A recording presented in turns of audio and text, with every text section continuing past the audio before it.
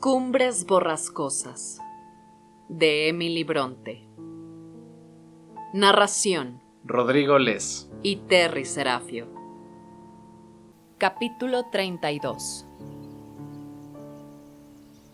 En septiembre del año pasado, un amigo me invitó a hacer estragos con él en los cotos de caza que poseía en el norte, y de camino pasé, sin esperarlo, a poca distancia de Himerton. El mozo de cuadra de la posada en que me había parado para que mis caballos bebiesen, dijo al ver un carro cargado de avena recién segada: «Ese viene de Himerton. Siempre ciegan 3 semanas después que en los demás sitios». «¿Himerton?», dije. El recuerdo de mi residencia en aquel lugar casi se había esfumado en mi memoria.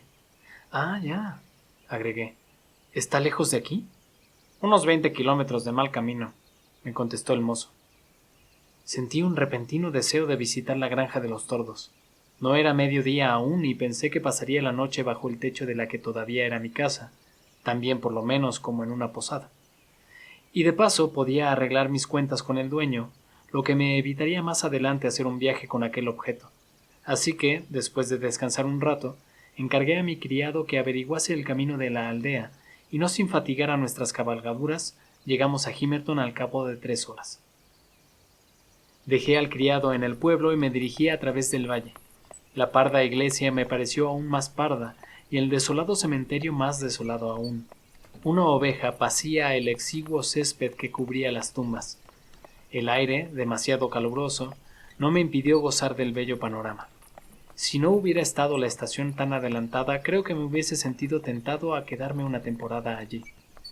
En invierno no había nada más sombrío, pero en verano nada más agradable que aquellos bosquecillos escondidos entre los montes y aquellas extensiones cubiertas de matorrales.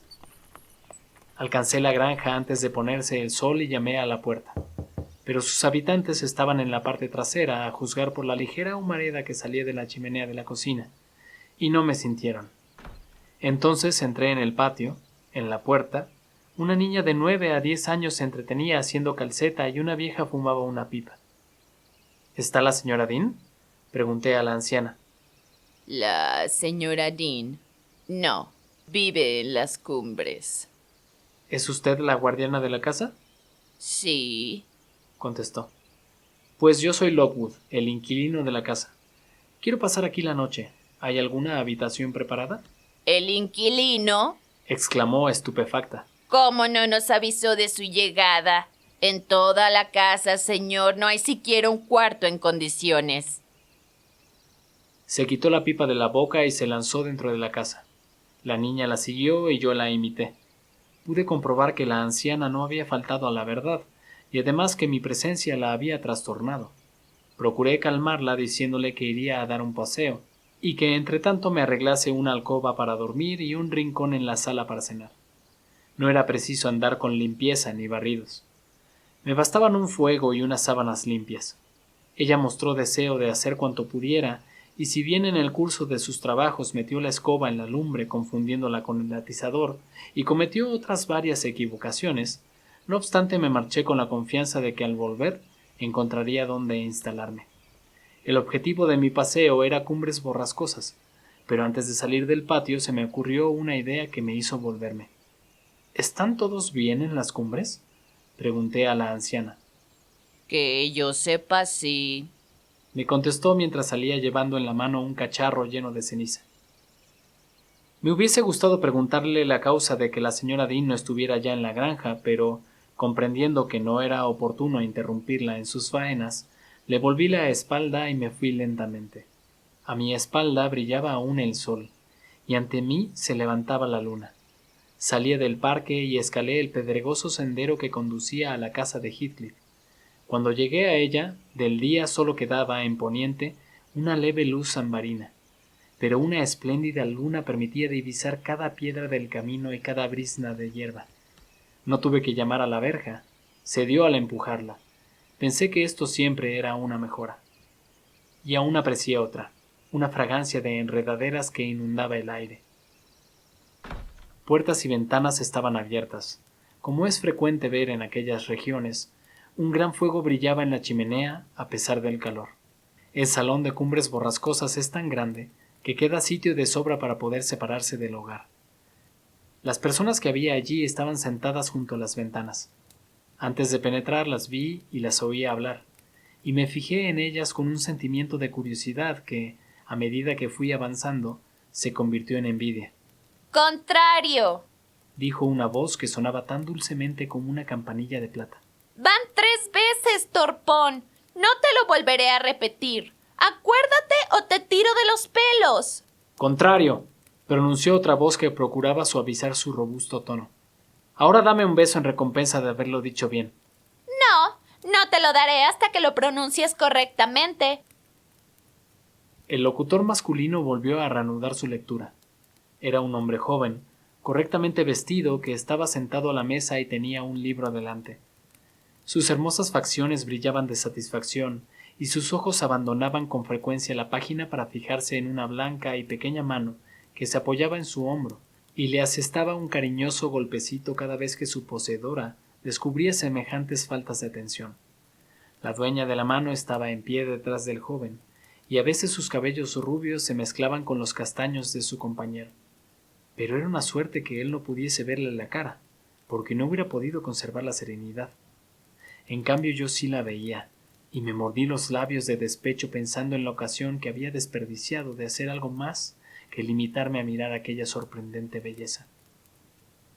Terminada la lección, en la que no faltaron algunos tropezones más, el alumno reclamó el premio ofrecido y lo recibió en forma de 5 besos, que tuvo la generosidad de devolver. A continuación se acercaron a la puerta y por todo lo que hablaban, saqué en limpio que iban a pasear por los pantanos. Pensé que el corazón de Hareton Earnshaw, por muy silenciosa que permaneciera su boca, me desearía los más crueles tormentos de las profundidades infernales si en aquel instante me presentaba yo ante ellos, y me apresuré a refugiarme en la cocina. Allí, sentada a la puerta, distinguí a mi antigua amiga Elena Dean, cosiendo y cantando una canción, frecuentemente interrumpida por agrias palabras que salían del interior y cuyo tono destemplado distaba mucho de sonar musicalmente. Aunque fuera así, valía más oírlos jurar de la mañana a la noche que escucharte a ti, dijo aquella voz en respuesta a algún comentario de Elena ignorado por mí. Clama al cielo que no pueda uno abrir la Santa Biblia sin que inmediatamente comiences tú a cantar las alabanzas del demonio y las vergonzosas maldades mundanas. ¡Ah! Las dos estáis pervertidas y haréis que ese pobre muchacho pierda su alma. ¡Está embrujado!, añadía gruñendo. ¡Ah, señor! Júzgalas tú, ya que no hay ley ni justicia en este país. Sí, no debe de haberlas cuando no estamos retorciéndonos entre las llamas del suplicio, ¿verdad? Cállate, vejete, y lee tu Biblia sin ocuparte de mí. Voy a cantar ahora las bodas del hada Anita, que por cierto es bailable. Y la señora Dean iba a empezar cuando yo me adelanté. Me reconoció al punto y se levantó gritando. Oh, señor Lockwood, bienvenido sea. ¿Cómo es que ha venido usted sin avisar? La granja de los tordos está cerrada. Debió usted advertirnos que venía. Ya he dado órdenes allí, y podré arreglarme durante el poco tiempo que pienso estar, contesté. Me marcho mañana. ¿Cómo la encuentro aquí ahora, señora Dean? Explíquemelo. Silas se despidió, y el señor Heathcliff me hizo venir cuando usted se fue a Londres. Entre, entre. ¿Ha venido usted a pie desde Gimmerton? Vengo de la granja, repuse, y quisiera aprovechar la oportunidad para liquidar con su amo, ya que no es fácil que se presente ocasión más propicia para los dos. ¿Liquidar? Preguntó Elena mientras me acompañaba al salón. ¿Qué hay que liquidar, señor? ¿El alquiler? Entonces tendrá usted que entenderse con la señora, o mejor dicho, conmigo, porque ella todavía no sabe llevar bien sus cosas y soy yo quien me ocupo de todo. La miré asombrado. Veo que usted todavía no sabe que Heathcliff ha muerto. Añadió. ¿Que ha muerto? ¿Cuándo? Hace 3 meses. Siéntese, deme el sombrero y se lo contaré todo. No ha comido usted aún, ¿verdad? Ya he mandado en casa que preparen cena. Siéntese usted también. No se me había ocurrido que aquel hombre hubiera muerto. ¿Cómo fue? Los jóvenes no volverán pronto. Sí, tardarán. Siempre les estoy reprendiendo, pero tardan más cada vez. Bien, por lo menos, tome usted un vaso de cerveza. Está usted fatigado.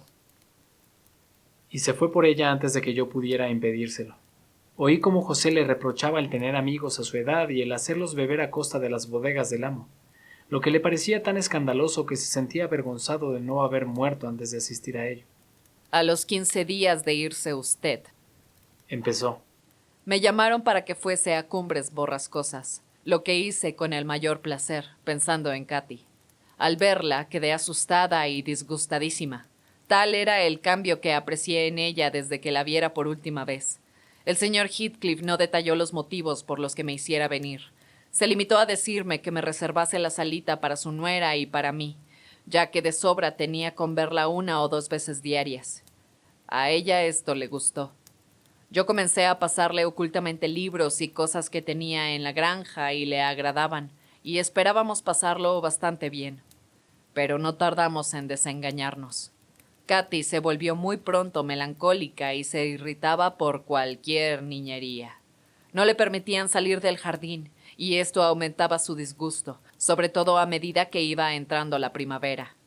Además, yo tenía que atender a las cosas de la casa, y ella tenía que quedarse sola, lo que la contrariaba hasta el extremo de que prefería bajar a la cocina para pelearse con José que permanecer sola en su cuarto. Yo no hacía caso de todo eso, pero como Hareton tenía muchas veces que irse a la cocina cuando el amo quería estar solo en el salón, ella principió a cambiar de modo de ser respecto a él. Siempre estaba hablándole, zahiriéndole, criticando la vida que llevaba. ¿Verdad, Elena? Dijo una vez. ¿Que hace la misma vida de un perro o de una caballería? Trabaja, come y duerme sin preocuparse de más. ¡Qué vacía debe tener la cabeza y qué oscuro el espíritu! ¿Sueñas alguna vez, Hareton? ¿Qué sueñas? ¿Por qué no hablas? Y miró a Hareton, pero él no se dignó en contestarle, ni siquiera a mirarla. Puede que ahora esté soñando, continuó Katy. Ha hecho un movimiento como los que hace Juno. El señorito Hareton acabará pidiendo al amo que la envíe a usted arriba si no se porta usted bien con él, le dije. Hareton no solo había hecho un movimiento, sino que hasta había llegado a cerrar amenazadoramente los puños. Ya sé por qué Hareton no habla nunca cuando yo estoy en la cocina, siguió ella. Tiene miedo de que me burle. Una vez empezó él solo a aprender a leer y porque me reía de él, echó los libros al fuego. ¿Qué te parece, Elena? ¿Cree usted que hizo bien, señorita? Repuse. Puede que no me portase bien, contestó, pero yo no creía que él fuera tan tonto. Hareton, ¿quieres un libro? Y él le entregó uno que ella había estado leyendo, pero él lo tiró al suelo, amenazándola con partirle la cabeza si no le dejaba en paz.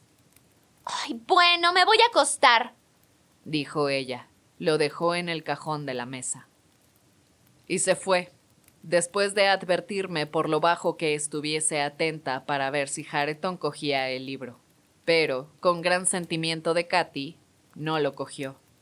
Ella estaba disgustada de la pereza de Hareton y también de haber sido culpable de paralizar su deseo de aprender. Se aplicaba, pues, a remediar el mal. Mientras yo planchaba o hacía cualquier cosa, Katy solía leer en voz alta algún libro interesante. Si Hareton estaba presente, acostumbraba a interrumpir la lectura en los pasajes de más emoción. Luego dejaba el libro allí mismo, pero él se mantenía terco como un mulo, y no picaba el anzuelo. Los días lluviosos se sentaba al lado de José, y los dos permanecían quietos como estatuas al calor de la lumbre. Si la tarde era buena, Hareton salía a cazar, y Katy bostezaba, suspiraba y se empeñaba en hacerme hablar.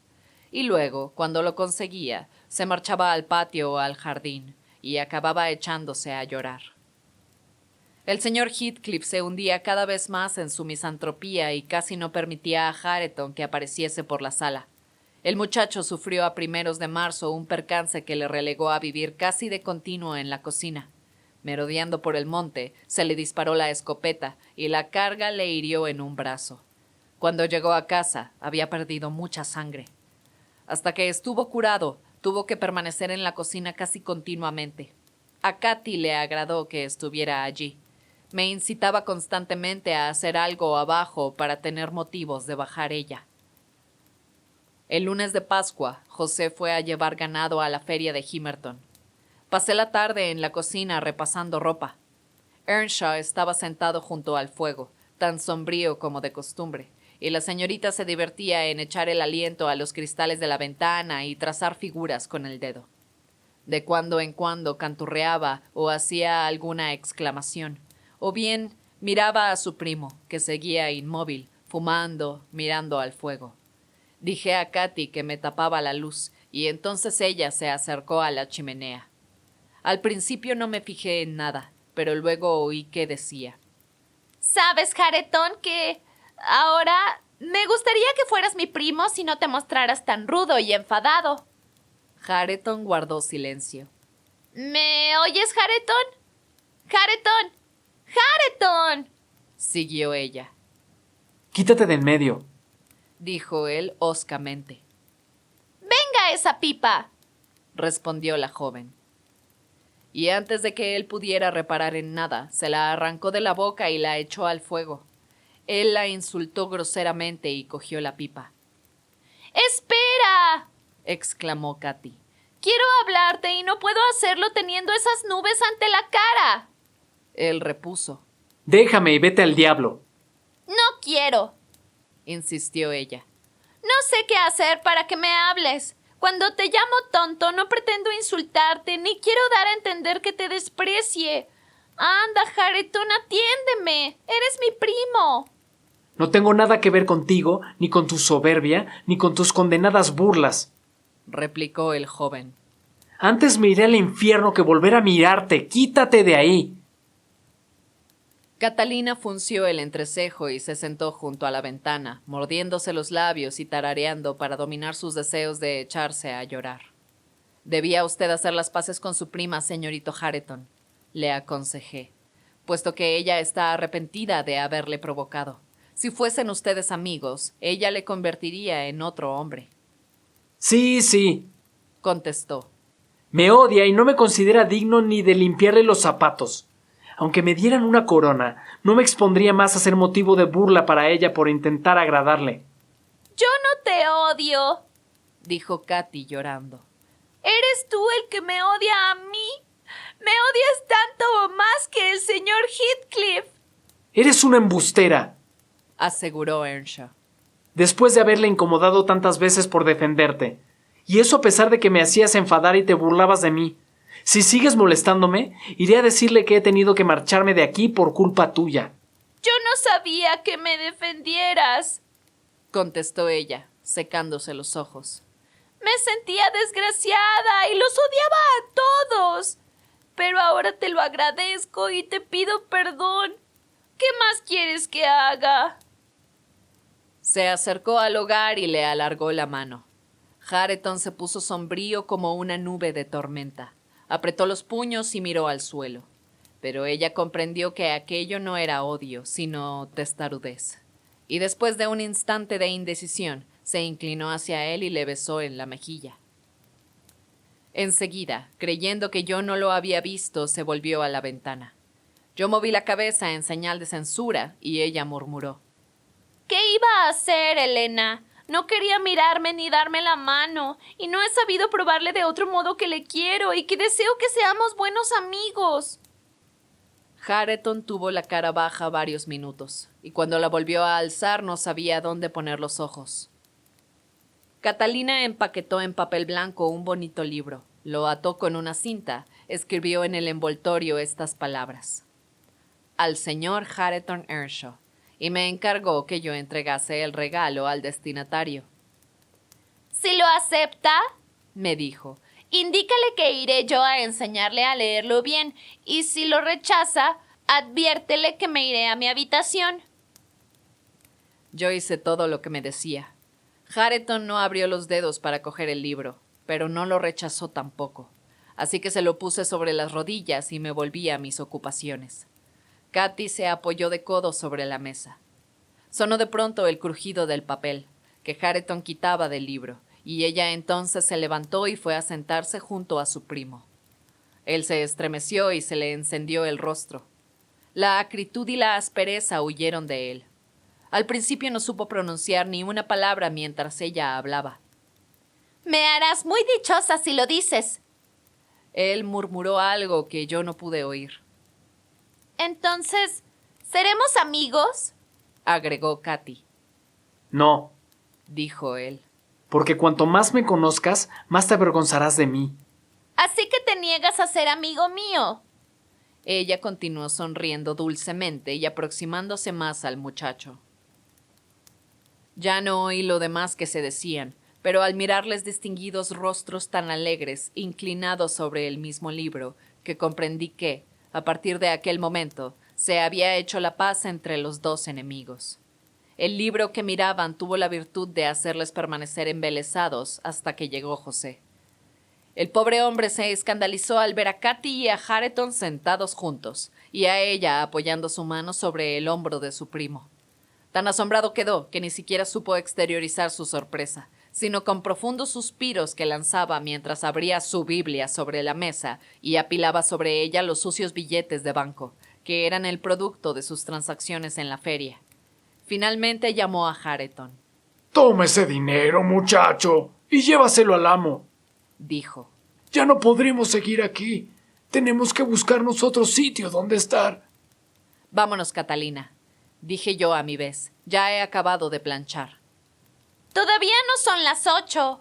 Respondió la joven, levantándose a su pesar. Voy a dejar ese libro en la chimenea, Hareton, y mañana traeré más. Cuantos libros traiga usted, los llevaré al salón. Intervino José. Y milagro será que vuelva usted a verlos. Así que haga lo que le parezca. Catalina le amenazó con que los libros de José responderían de los daños que pudieran sufrir los suyos. Se rió al pasar al lado de Hareton y subió a su cuarto con el corazón menos oprimido que hasta entonces. La intimidad entre los muchachos se desarrolló rápidamente, aunque tuvo algunos eclipses. El buen deseo no era suficiente para civilizar a Hareton, y tampoco la señorita era un modelo de paciencia.